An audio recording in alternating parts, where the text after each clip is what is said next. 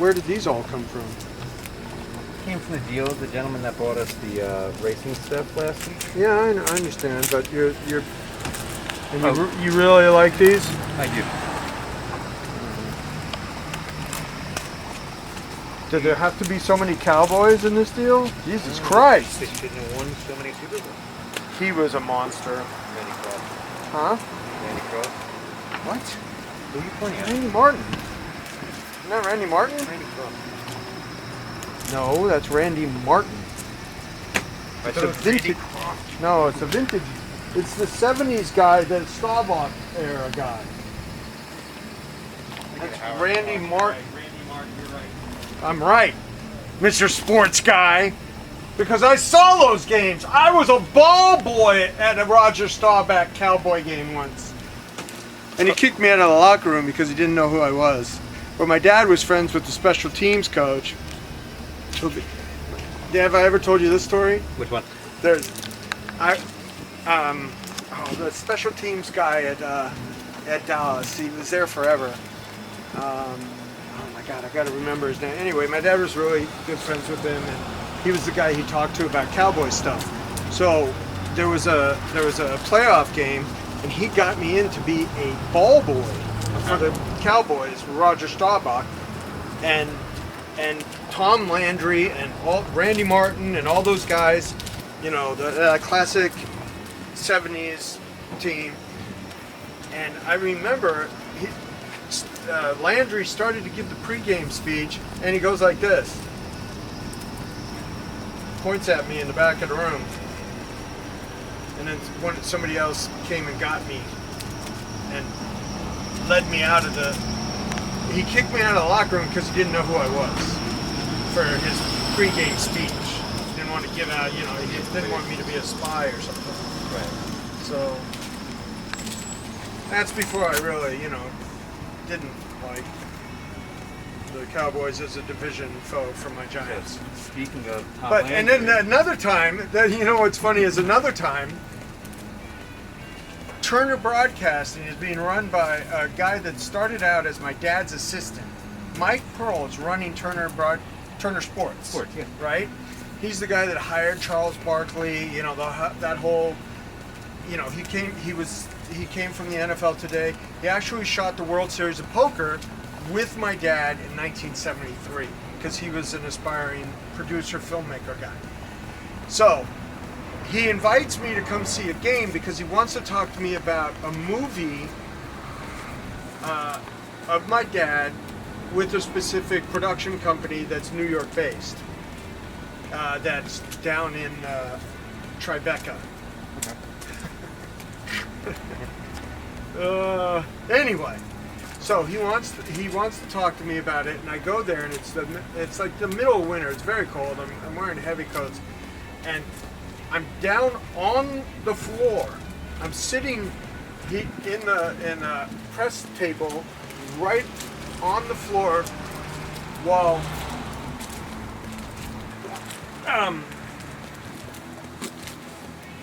Van Gundy was running his pregame practice. They were having like a shoot around. They call it a shoot around. But he's very intense, very this. He sees me sitting there, doesn't know who I am, and has security throw me out. All right, this is a different player. I don't think that's the same player. I think this is Chuck Horley. Chuck Horley. Yeah. And this is Randy Martin. Right. Richard Dent. Richard Dent. Bart Starr. Yeah, that was the Richard Dent. He was. My God. What do you mean he was the Super Bowl MVP? Was he? Yeah, he was. What, they made a couple linemen? Was that when he had a shared MVP with? Because their defense dominated that game in '85. Correct. Who was the other one? It was Dent and Singletary. That's it. See? Ha! And you got Ray Lewis. He was a beast. I remember watching him beating the crap out of the Giants. What does number 2 stand for with Ray Lewis as well? I know where you're going with this. How many counts of Double homicide. Exactly. That he got away with. So, never convicted. So No. Well, let's move on. Okay. Yeah. So, Joe Montana, considered the best, or right there, all-time quarterback. My dad was working the games. I'm sitting in the Stanford Stadium end zone, and it's foggy like this, and it was worse. You've seen pictures of it. The fog was like, it was like 10 feet off the ground. The humidity was like 1,000%, and that catch came right at me. The Dwight Clark catch. I was sitting right in that end zone. That's great. Yeah. That's great. Me and my sister, we were, sometimes my mom wouldn't even want to go to the game. She would just sit back at the hotel. But me and my sister went to the game, and the catch, I was there. I saw it. It was amazing. It was right at my face. It was coming. I was about, 10 rows up, and he was like, they say he was 10, 11 feet in the air to catch that ball. And I was right in that end zone. So I have a history with that image. I remember having dinner with Roger Staubach, and he and my dad were talking about how, Joe Namath likes to have sex with a different woman every night. Well, I like to have sex every night. It's just with the same woman. So what's the one thing This guy was all class.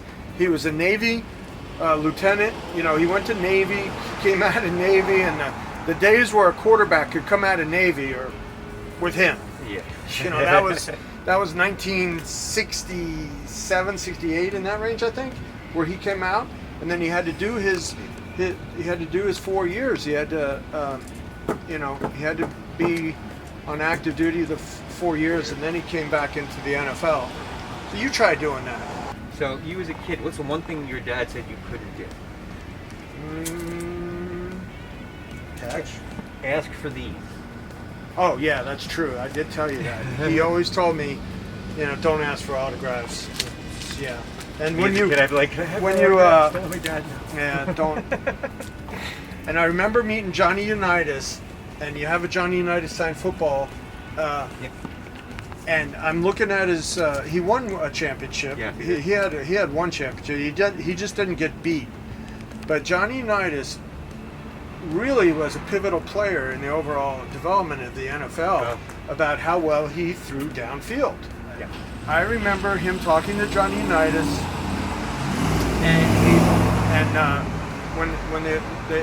when they stopped talking, he said to me, "You just met the best that ever lived." Now this was I wasn't that tall, so I was probably. I was looking at his ring, and I was about that size. So, I wasn't 5, but anyway, it was at the time where Johnny Unitas he's retired, but he had really taken the whole passing game of the NFL and throwing downfield up to a whole different level where everybody else had to come. See, these guys were my era. Joe Montana, Yeah, and sure. Jerry Rice. That's, to me, besides a guy named Brady, he is the best quarterback that I've ever seen play the game, bar none. Brady's kind of proven it, unfortunately. Absolutely. I'm kind of a hater, I have to admit it. And I'll say it again, the thing I hate most about Tom Brady is that his wife makes more money than he does. And it pisses me off. Right. So when he was with the Raiders, we were at and they were doing an exhibition game in Phoenix. We went to that exhibition game, and we had tickets from the front office, because we were friends and family, and we were sitting right down there. And the whole game, it was an exhibition game, I remember this. The whole game, there was these streams of strippers that were going down to the front row and flashing their boobies. And Jerry Rice was like, "Yeah, show me some boobies, yeah!" And then this fight erupts, and I have my mom there. And my mom, she's a fragile older woman. This guy gets thrown down the stairs, these stone stairs at this old college stadium, I think where the ASU or one of the Arizona State. I don't forget which stadium. This guy gets thrown down the stairs, like 20 rows up, and lands 10 rows down, and like it's just all messed up, and just runs away, and like there starts to be a riot, and we had to get out of there. So that was the last time I was close to Jerry Rice. When he was a Raider, boobies flashing, fists a flying. Yeah. So that was the best tandem I've ever seen play the game as far as quarterback to receiver, period. Well, they still hold the record for most. Oh no, I'm wrong. But they don't. I'm wrong, because the quarterback that took over after him broke their record. Steve Young. It's Steve Young and Jerry Rice. Yeah. And you got Joe Namath. Look at ladies, man. Yep. There you I go. just sold a game used jersey. Pretty cool. Yeah, it was I definitely wish cool. it would have been signed. Yeah, it's all right. Yeah. Okay. Mark Riggins. John Riggins. Close. John Riggins, yeah. He was the most, One of the best all-time prototypical fullbacks that are not used in the NFL anymore. Yeah. But he had good foot speed. He wasn't just slow. So, now, going to Kurt Warner. Kurt Warner, that was the biggest oh my God moment ever when that season happened. The first season and the continuation of the second season with him, Torrey Holt, those guys. Those were two amazing teams to watch. Like, probably greatest show on turf. Right, and it was no joke. Yeah. So when I have a connection here too. When I was a photographer, I was hired to go do a job for his foundation. Now, his foundation was based on. So I flew to St. Louis.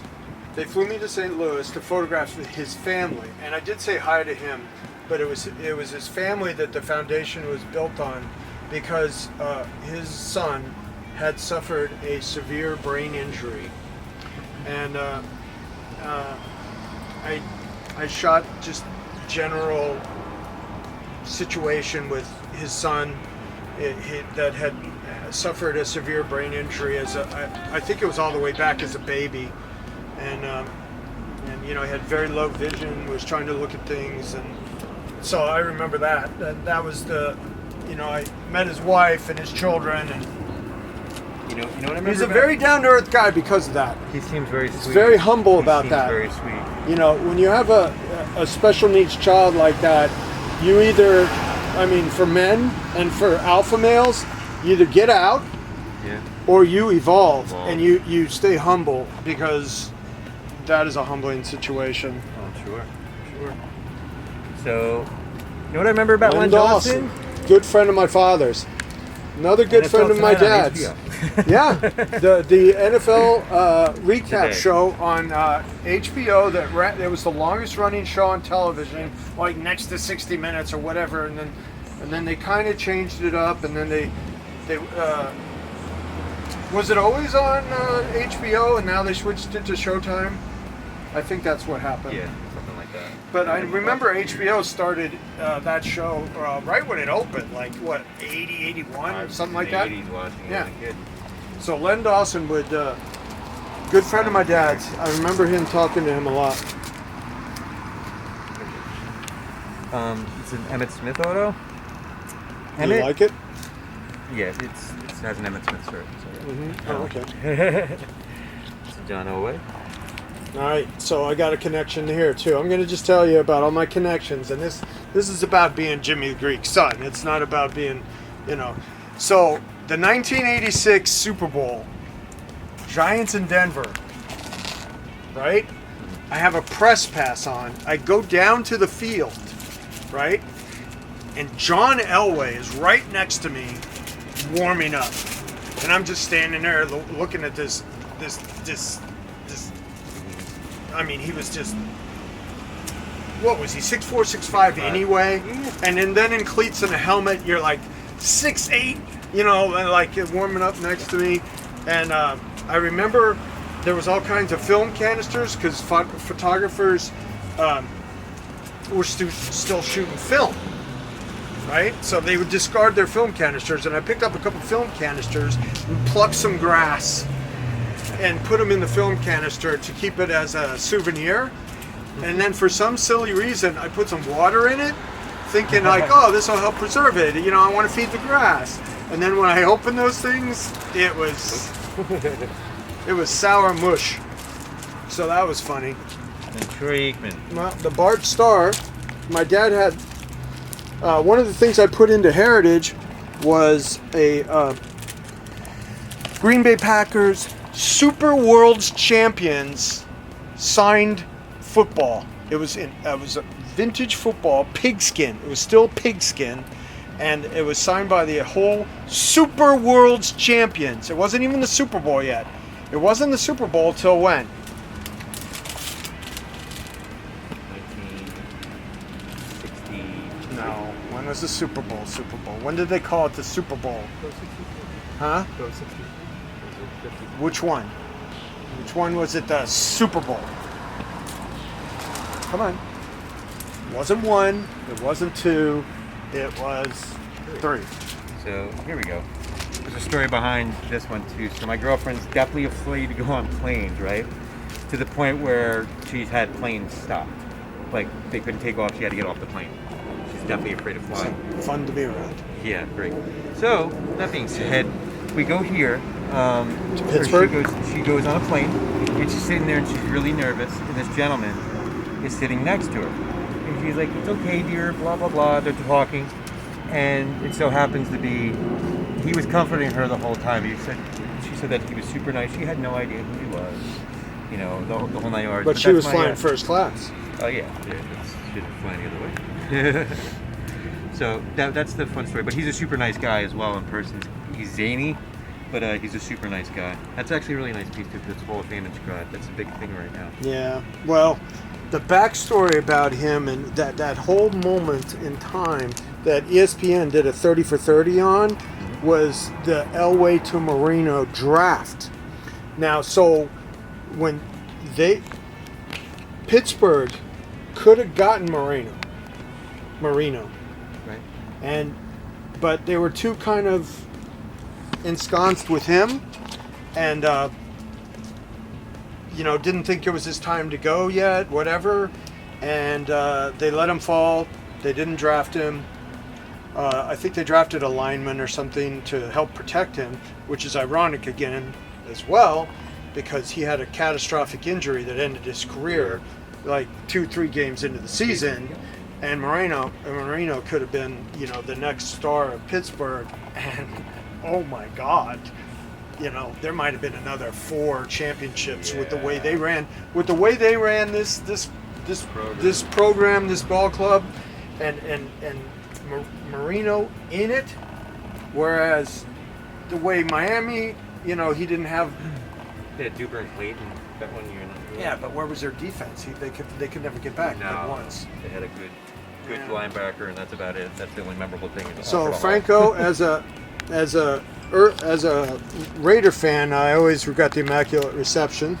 Go ahead. Jim Plunkett, the guy is a real hero when he comes to like what he accomplished in life. He was a Heisman Trophy winning quarterback coming out of college. I think he went to the Patriots. And then he didn't do well there. And he basically got bounced down the system and had to make a comeback with the Raiders. And that's what Al Davis and the Raiders were famous for, was reclamation projects. And all he did was come back and win 2 Super Bowls. So, another Raider for you. Fred Biletnikoff. Now, this is a guy considered an all-time great receiver. He was a smaller white guy, didn't have a lot of speed. All he did was get open. He was like the possession receiver, the slot receiver type guy, because they had Cliff Branch on the other side that was like a burner. He was their fast receiver. And Fred Biletnikoff, and the award to the best receiver in college is the Biletnikoff award. So, I mean, this was a Hall of Fame guy. Mm-hmm. Then you go to him, Mr. Mark Rippon. Well, that's not a Hall of Famer. What are you talking about? No, I'm talking about MVP, Super Bowl MVP. Oh, Super Bowl MVPs. Yeah, okay, go ahead. Yeah, exactly. Move on. Larry Zonka. Always liked Larry Zonka. He was funny. What was he famous for? His commercial. No. Blazing Saddles. Oh yeah, that's the little commercial. Isn't that movie. him? Yeah, that's all. Oh, Mongo! Now, Doug Williams, he was the first black quarterback in a Super Bowl to lead his team to a championship. Yeah. And I think my sister dated him. O.J. Anderson. O.J.? Figured out who this was, Desmond Howard. Oh, Desmond, yeah. Well, he's Mr. Heisman. That's Harvey Martin. Harvey Martin. Steve Young. Tom Brady. Phil Simms. I was at that Super Bowl. But the funnest game I ever went to was that first Patriots-Giants Super Bowl in Phoenix, where they were undefeated, and when I got there, all these people were wearing Miami Dolphin jerseys, and I'm like, why are all these Dolphin fans here? They were all haters, hoping that the Patriots would get knocked off, so that Miami and that Super Bowl undefeated team, even though they only played 12 games in a season then, would still be the only undefeated team. And because the Giants cracked them, and it was amazing and fun for me as a Giants fan,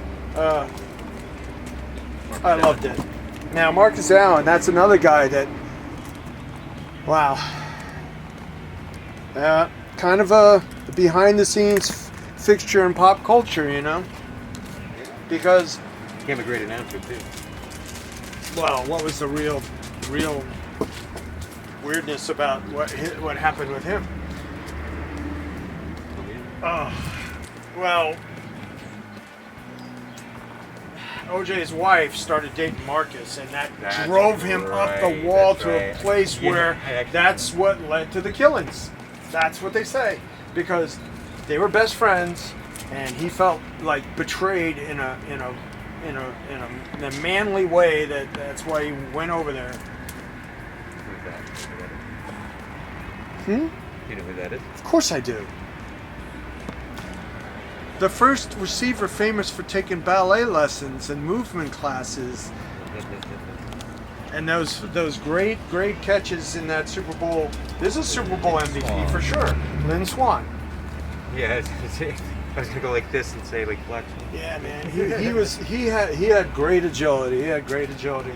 But this is cool because this takes me back, through that era where my father was working on TV, and I have a lot of memories because I was playing football at the time, and I had a lot of favorites in the way that I played offense and defense all the time that I played.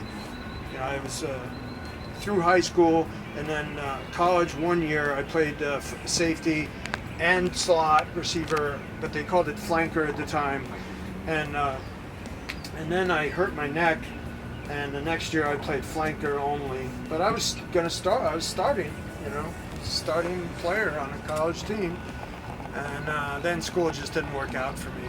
I just never made it back for the next school year. I never went back to school. Now here we are. Yeah. Where life takes you. It's different. So that's our football update, and kind of reminiscent of me, as my childhood as Jimmy Greek's son, and where it took me, and some of the people I met, and the memories I have. Because a lot of people always say, "Oh, you must have a lot of great memories," Mike.